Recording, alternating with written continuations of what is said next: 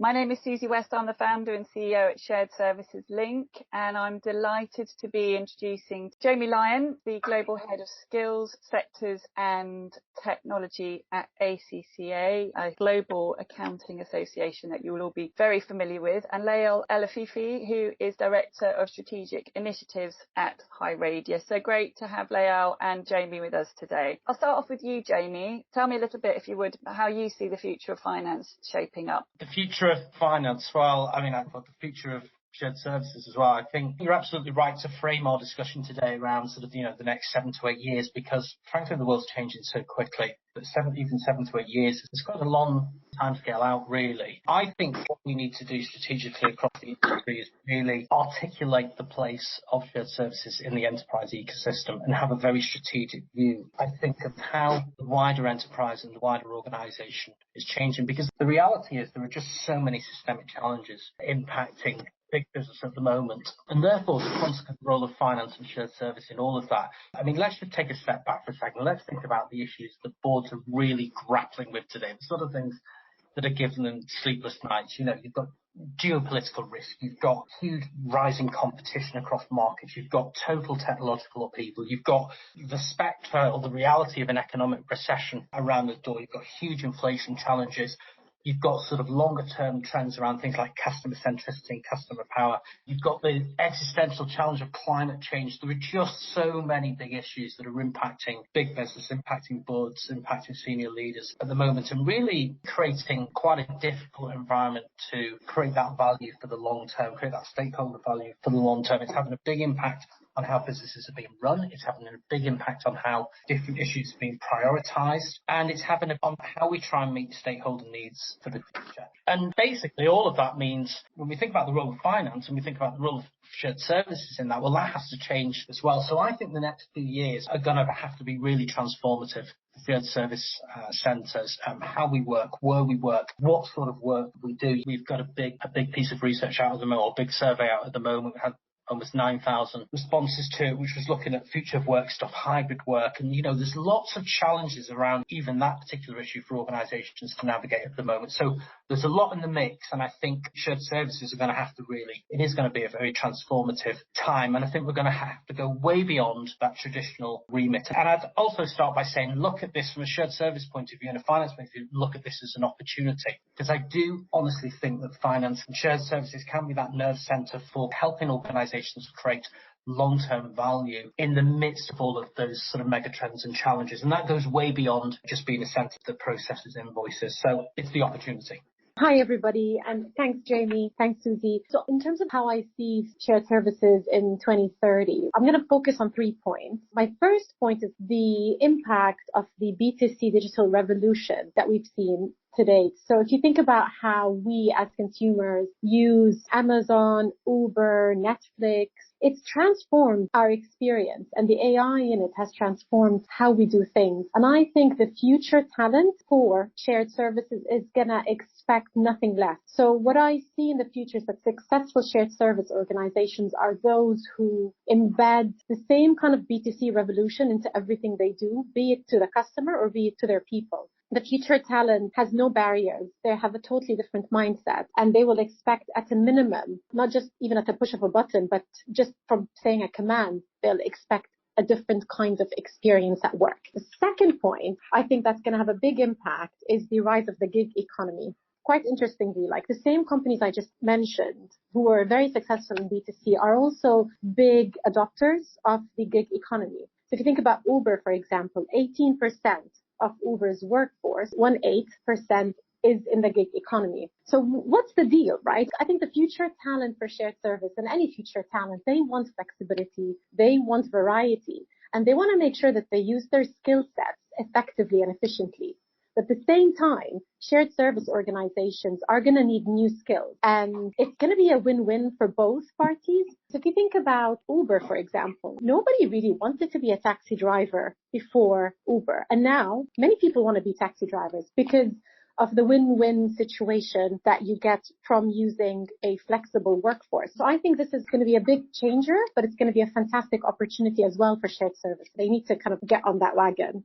And the third point I want to talk about is AI. I think AI is going to be the fourth production factor. The three production factors in the economy are labor, capital, and natural resources. And I think AI is the fourth production factor.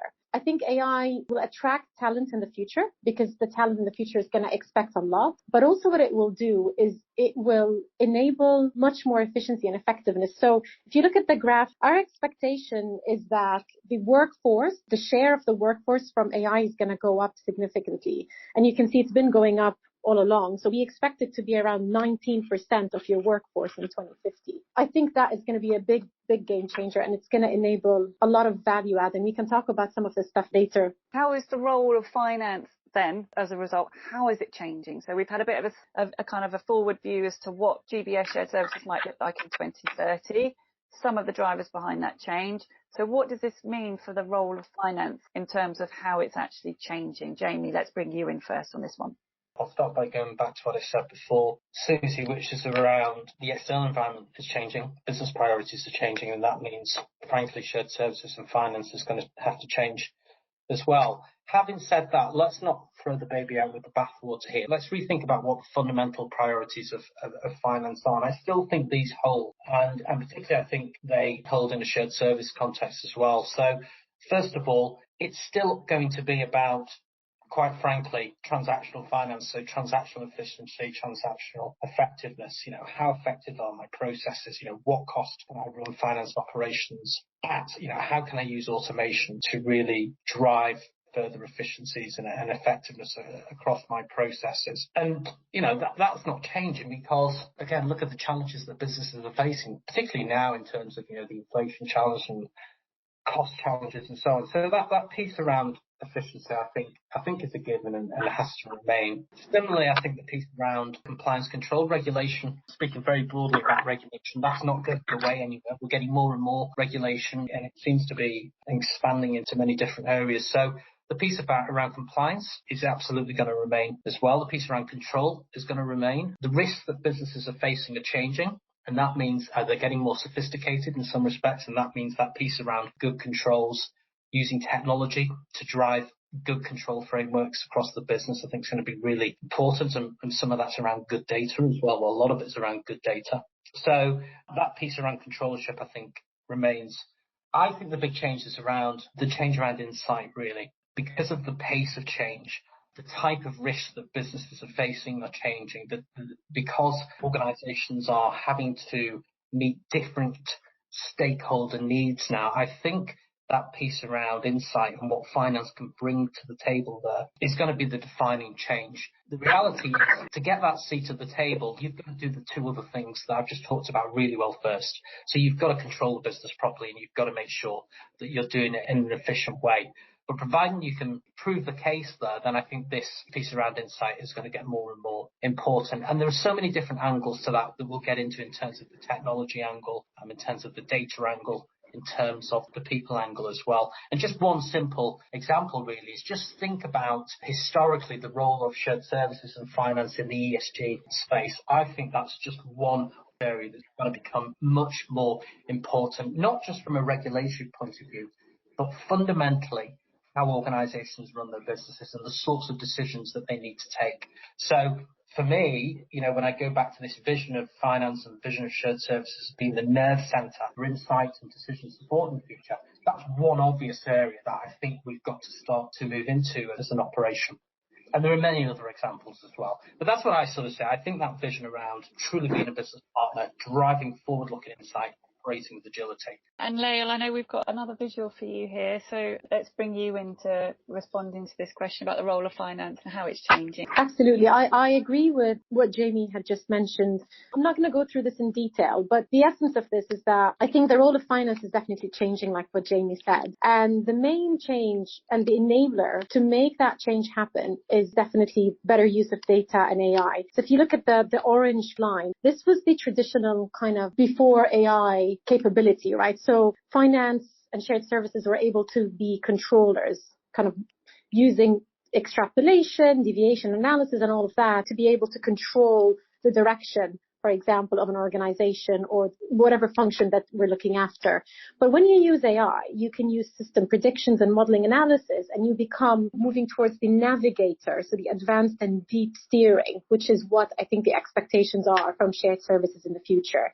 And I'm just going to add just one example. One of our customers who are a large global consumer products company, their shared services organization was able to use internal data, external data, and AI to be able to have a sales rep go into the shop and determine on the spot what products to put on the shelf and where to put them on the shelf. Now, this is huge. And for shared services to be able to bring that value, I think this is just a simple example of what shared services can do and has actually done in some organizations. Yep. Now let's look today at what our baseline is. And when we talk about capabilities, we're largely talking about talent, bringing into the mix as well, a digital workforce as well. So let's not forget about that and what that begins to grow into over the next few years. But looking today at skills, where are we and what does the actual gap look like? So Lael, talk us through your kind of methodology regarding the response to this question.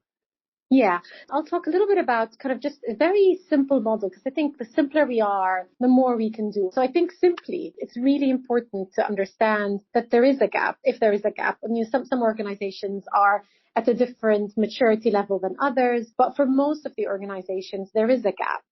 And the important thing is to be able to say, okay, you need to figure out your baseline. So this is my baseline. Figure out what your finish line is, like Susie mentioned, and then understand the gap. What's the gap between your baseline and your finish line?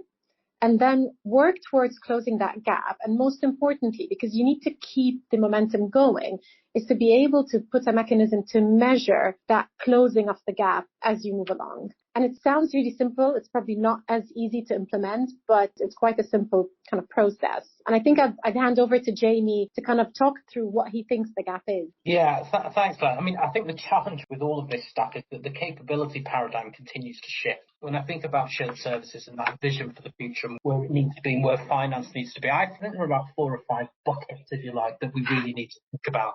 When I think about the role of finance and that broader understanding of organisation performance and the things that create value, the value levers in the business in the future, particularly the stuff around the non-financials, we think about market capitalisation, we think about how important intangibles are.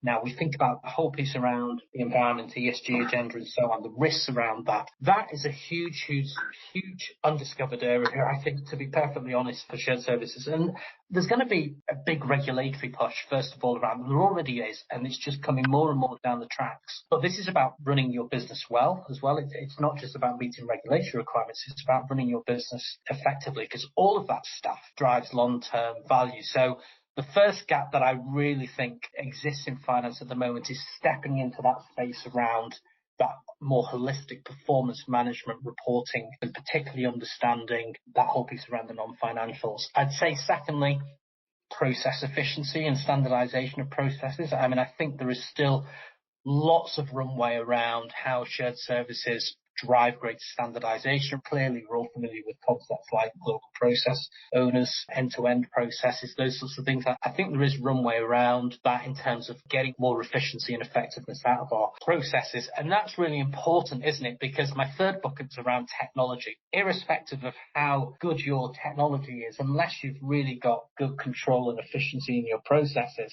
you limit the ability of your technology to deliver what you really need it to deliver. And I just think the sheer scale, the pace of technology change is huge at the moment. Again, another live survey that we've got running here at ACC at the moment, we're asking a lot of questions around how do you feel about technology in the workplace? What does the pace of change feel like? Are you concerned about technology replacing your own role? And those sorts of questions. And again, many people saying, actually, I do feel the pace of change with technology at the moment is really overwhelming. I do want a lot more support from my organisation in terms of upskilling me around the technology piece. So technology is a bucket, I think, is a really big gap. The fourth is around data and data governance. And I think that's at the heart of how shared services in the future will deliver value to their businesses. And fifthly, it's the EQ stuff. So communication skills, relationship skills, those sorts of broader management capabilities that are just going to be so necessary if shared services is truly going to go up that value chain and deliver what we think it can do. let's talk about a possible plan. So just a reminder, we've talked about where we're going 2030, what life needs to look like then. We talk about our baseline, where the weaknesses are and the gaps. Now let's talk about a possible plan to start closing those gaps. So we split it into 4 areas. We'll kick off with the first one, which we haven't really touched on too much as yet. We haven't kind of zeroed in on the leadership part of all of this. So let's talk about educating leaders and what leaders need to do to make sure that they're educated on their own failings, the gaps within their own knowledge, their own vision potentially, so that they can project forward to 2030 and be equipped and upskilled enough to go on that journey and lead others on that journey, and then be able to identify the skills needed and where the gaps are within their own workforce, and have the ability to inspire them to make the change. We'll start with you, Jamie, on educating leaders. The first I'd probably point to is this idea around cross-fertilisation of talent. I think it's fair to say that historically there's been quite a well-treaded path, if that's the right phrase, in terms of how people have moved up the shared service organisation, the sort of backgrounds that they have come from. I'm a big believer in cross-fertilisation of talent across functions. I am a big believer in diversity of talent, because I think that brings innovation and bringing people in with different experiences. So I think I'd like to see a lot more of that happening in practice. I don't think it happens as much as it probably should do, the import and also the export of talent out of shared services into other functions and then bringing people back. So having that holistic view of your top tier talent across the business, not just shared services, is really important. Second thing I'd say, and it's a pretty obvious one, is certainly upskilling our future leaders around the technology space, because I think, as Lael points out, the technology piece is so important around the future for shared services. And a link to that, I think what has been missing sometimes in the past is broader exposure to programs that enable shared service leaders to really understand the broader enterprise context of what's happening, and particularly what's happening in the external environment at the moment. I mean, just take a simple example like geopolitical risk. The war in Ukraine has changed fundamentally, I think, some of the geopolitical risks that organisations, it's suddenly become much higher on the agenda, and individuals are thinking a lot more about, well, how does that impact my business? From a shared service point of view, geopolitical risk has a huge impact on where we decide to locate shared services in the future. So I think that capacity to understand the broader context and giving shared service leaders opportunities to understand that is really important. Lael, over to you. I think the main thing about educating leaders is around technology. I think leaders have to become technologists, because technology is going to be the biggest enabler for shared services to deliver even more efficiency, which is the basic, but then also to deliver the value. There's different ways they can do it. They can either surround themselves with people who really understand technology and then really collaborate very strongly with the IT, with their technology peers, or they can educate their own people. Like Jamie was mentioning, you can kind of do exchange programs within the organization. But that's a key point, because I think one other point, I think, in the future that the leaders really need to get really a strong grip on is the ecosystem. So more and more we're seeing that shared services, leading shared service organizations are using an ecosystem to deliver the service. So be it an ecosystem, meaning them, a technology provider, an outsourcer, or multiple technology providers, best of breed, or ERP, whatever it is, they really need to be able to manage an ecosystem and collaborate in an ecosystem, and that's really important. We're just touching on 4 key areas, but there are many other areas besides. Upskilling our existing workforce. So again, many shared services, they've had people employed there for 20, 25 years. So how are shared services organisations going to upskill an employee that has indeed been there 20, 30 years and maybe has completely been on the journey to adopt every bit of innovation that's come through the door, but maybe they haven't? So and again, we've got more intense change ahead of us. So how can that energy be there to upskill the existing workforce? Jamie, let's start with you. It's a great question, isn't it? I think the first thing is, don't underestimate and don't undervalue the tacit knowledge, particularly the thing that older workers bring to the workplace, particularly people who've had, a long history within one organisation. I think we tend to focus a lot about younger people coming into the workplace for very obvious reasons. But the reality, the economic reality is that actually governments and different jurisdictions around the world, particularly with aging populations, need older people in the workplace.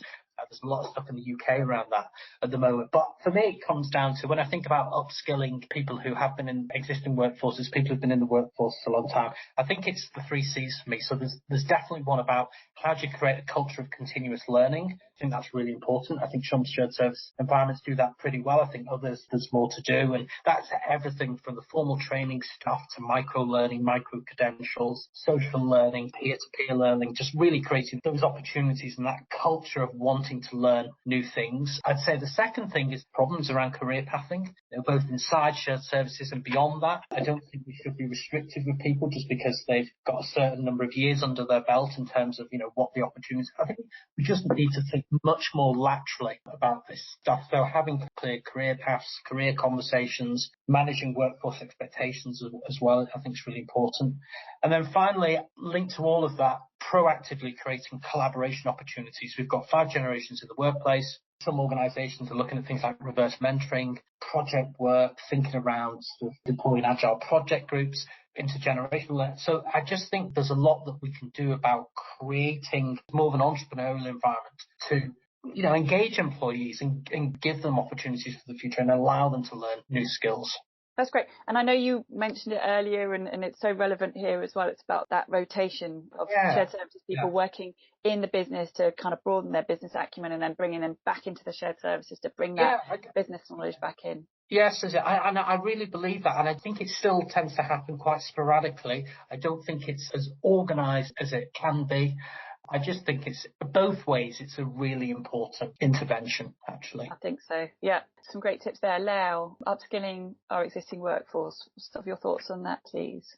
How do you use technology to upskill your workforce? Because sometimes you don't necessarily need all of your workforce to know how to code, for example, or to upskill them in analytics. You could use AI and technology to do that. As an example, having a digital assistant. You could have a digital assistant who does all the analytics for you. So you're actually upskilled already and you start to think the way this digital analyst or digital assistant thinks. I think shared services can be very creative in terms of thinking about how you upskill people using technology as well, and use technology to enable people to get upskilled. I think Leo makes a really, really good point actually about the technology opportunity. Certainly in the learning space, the technology change is happening. We think about simulation, we think about gamification. We think about all of the different ways in which those technologies are really transforming the learning landscape. And we see that obviously a lot at ACCA. I think organisations do need to think, again, more innovatively about how they're using that tech to drive more powerful learning interventions. I think it's a really good point. Okay, let's move on to the third area within our 4-part plan, focusing on new recruits. Attracting is one thing, and then retaining, a whole different ballgame. So, Jamie, I imagine you've got quite a lot of thoughts on this. This is a bit of a hobby horse for me, Susie, actually. A couple of years ago, I got very involved in looking at the younger generation coming into the profession generally, which included coming into shared services. We ran a study which had almost 10,000 responses to. So I think it's the biggest ever response across the accountancy profession from Gen Z. So a really huge data set that we had to work with. And then we run lots of qualitative interviews and roundtables across the world with leading multinational organisations to understand what they were doing in terms of recruits, and some of them are shared service organisations as well. I think we need to be really careful about generalising about generations as well. So a bit of a caveat here, but I think in terms of the initial attraction stuff, brand I think is really important, certainly as in our data, purpose. So giving them a clear understanding of, if you're a shared service organisation coming to work in your organisation, what's the contribution? How does that ultimately contribute to the bigger picture within the organisation? So I think purpose is really important. I think there are other techniques as well. This is a younger generation coming in who are quite peer influenced, to be perfectly honest. We talk to a lot of organisations who are using young people as part of the recruitment process to encourage other young people to come into the organisation, which I thought was quite interesting. And then once they get in the organisation, I think it's about all sorts of things you can do here. I think, they're coming in typically with pretty good technology skills, obviously. So tapping into the digital mastery, I think is really important. Getting them to problem solve using the tech know-how, their own tech know-how, is really interesting. Trying to create situations where they can be entrepreneurial, experimental. We think about sandboxes, innovation hubs where they have problems and they, existing business problems, and they come together and to work on those. I think that makes it interesting as well. Of course, we have to continue to do some of the more routine transactional work within shared services, but it's thinking creatively about how you engage them. In terms of the retention piece, all of that's important. I would also say things like accessibility to leaders is really important. What we see is the younger generation of people coming in who really want visibility. They are meritocratic. They want authenticity in their leadership. We see that a lot. So that visibility from leaders, I think, is really important in terms of engagement and retention. And probably I'd also say, quite honestly, given the last 2 or 3 years, looking after their well-being, thinking about career pathing, job security, those sorts of things are important too. So there's a whole range of different things, both on the attraction front and the retention front, that shared services should be really thinking about. Yeah, and Layal, I know you've got some very intimate experience of this. Tell us a bit more about that. Yeah, definitely. So when I think of the future workforce, I remember a conversation I had with my 6-year-old. I was trying to convince her to do her math homework. And she was like, oh, I don't need to do my math homework, Mummy. And I said, but, I thought you kind of wanted to become an entrepreneur and she wants to be like a millionaire. Like, how are you going to know how much money you're making? And she said, oh, I'll just get robots to do this for me. And honestly, this was my 6-year-old talking, right? And then I was like, okay, so I was trying to be smarter than her. And I was like, well, how do you know that the robots are doing the work correctly? And she said, oh, I'll have cameras everywhere to watch them and make sure they're doing things correctly, which is amazing. And it's just shows you how they think. And then I said, well, actually, you just still need to go do your homework. And she goes and she asks Alexa, what's 5 + 5? This is the future workforce. Honestly, and it's one of these things where it just hit me that if I'm an employer, I'm not going to be able to recruit this talent if I'm going to get her to go somewhere and photocopy a paper or type something up. And this is the future workforce. They have no boundaries in their thinking. Everything is possible for them. And we need to give them that if we want to recruit them, because they're all, especially the ones with talents and the smart ones, they're all going to be looking for something exciting, like, oh, I want to work for a startup or a technology company or whatever. So it's very important for us to recognize that and to create this environment for them in shared services so that we can still recruit and attract talent. Can I just say one more thing on new recruits, Sure. actually, because one thing we haven't talked about, I don't know how pervasive this is in the shared services world, to be perfectly honest right now, but if we think about the transition many of us made to hybrid work, that's had an indelible impact on how work plays out, and particularly for new people joining organisations. I think the reality is when we think about hybrid work, a lot of organisations have started to let people work at home, but haven't really thought about, well, how do you inculcate people, new people coming out from outside into the culture of the organisation, into the rhythm of it, into how we do things around here. How do you get younger people to learn the ropes, so to speak, of all the different things they need to learn? Those sorts of things I don't think are being properly thought through by most organisations right now. We tend to think of hybrid work as a bit of work at home and a bit of work in the office. I think it's much more fundamental than that, and I think there are going to be challenges ahead around hybrid work unless organisations systematically start to understand how you make that work properly. Thank you. Let's move on to the fourth part of this possible plan, which is the digital workforce. So I'm going to kick off with playing a video here. I think that helps really start to see where humans and machines can really work together. Good morning, Samantha. Welcome to work. Let's see what impact you could make with collections today. Welcome to your work board. You could call accounts I have identified as critical, send a few automated email correspondence, review new credit applications, or the latest credit risk updates. Let's get started with the calls first. Sure. Bringing up your call work board in a second. Welcome to your call work board. You have 27 customers to call today. I have already prioritized these accounts based on my AI-enabled prediction of their aging 30 days from now. For instance, Permalink has one broken payment commitment for $68,000 and has more than 50% of their AR balance past due by more than 30 days. Would you like to start with them? Absolutely. Here are the key reasons for this call with Permalink. As you can see, this is their current aging, and here is my prediction of their aging 30 days from now. You can see a surge in their 61 to 90-day aging bucket, growing to 43% of their total open invoice value. They also have no upcoming payment commitments, which you might want to touch upon on the call.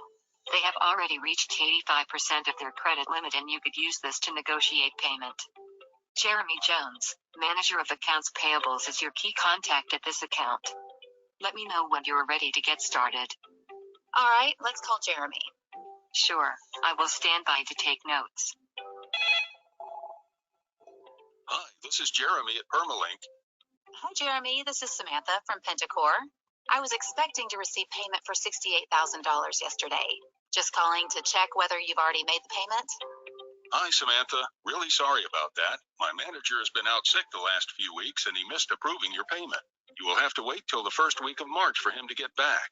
Well, I just wanted to let you know that you have over $60,000 in invoices, which are over 30 days past due. And I might have to escalate.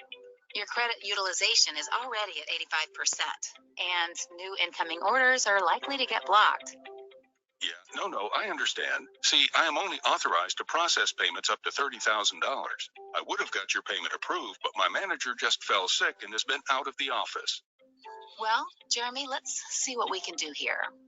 I'm seeing 2 invoices, which total up to around $28,000.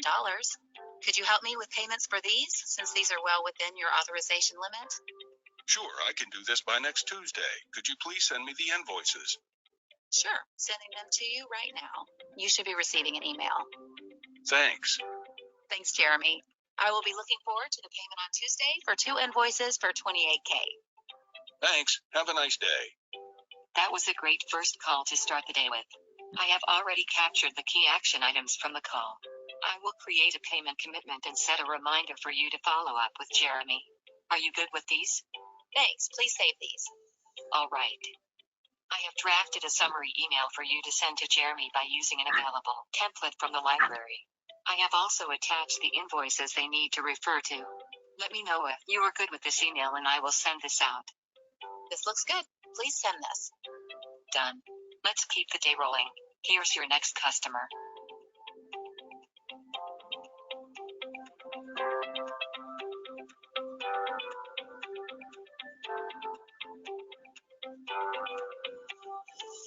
Great. Lael, is there anything else that you'd like to add to that, please? Maybe 2 things. One is that this is not the future. This is the reality. So we have customers today who are using this version of autonomous collections. So this is going on right now. And Frida also understands other languages like German and other languages as well. And number 2 is like, can you imagine how powerful that is to upskill people and to even onboard people? You can very quickly bring somebody new up to the same, baseline as other people. So it's fantastic. Great. Let's talk about the result of doing all this. Well, I think it's just about having a shared service centre, having finance which is ultimately fit for the future, finance which is a value creator and not a cost centre, finance which makes a real difference to the business, particularly as those businesses change and the things that create value in those businesses change. I think it's an existential thing. Shared services has to move forward in this space because the world's changing. And the cost of not doing this is really, but shared services organisations are like falling off the map and not being part of the broader conversation. So the cost of doing nothing, Lael and Jamie, what are your thoughts on this? I think the cost of doing nothing is the risk that, shared services will become irrelevant. One important thing I think as well is the competition, right? Because the way shared services has been designed, right, all of the back office processes were designed to be standardized. So actually the differentiation is very little across different shared service organizations. So it could be the difference between retaining the best talent or not, really. And therefore it's all about relevance. I don't think this is a choice. Really, I think shared services has to move in this direction. Technology will continue to move at pace. We will increasingly automate more and more processes. So the type of work that we do will inevitably change. When I think about the ecosystem of the enterprise, I don't think for most big businesses, I don't think really there's any division or organization within the business that's better placed than shared services to deliver on that piece around insight and value add and stuff, simply because of the scale you can get from shared services, the coordination, the centralization, the agility that can give you. If you get your processes right, you get your technology strategy right, you get your people strategy right, then I think it's in a very powerful situation. But you've got to have the vision from the leadership as well to do all of that. Yeah, great advice. Thanks so much to our panelists, Leo and Jamie, and thanks to you all for attending, and we look forward to seeing you next time. Thanks so much and goodbye.